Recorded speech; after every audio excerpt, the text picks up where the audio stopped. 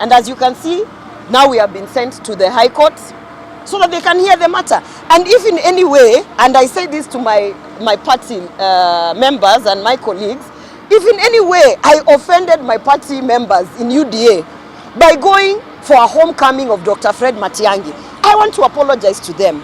But I also want to ask them, am I now going to stop going for social events because I'm a member of United Democratic Alliance?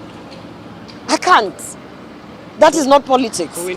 We must defend our party as UDA.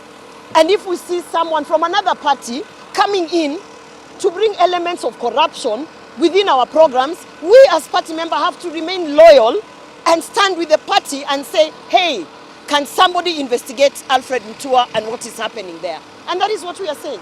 So if anything, I should be rewarded for protecting my party from rogue agents who are not even in this party. Alfred Mutua is not a member of UDA.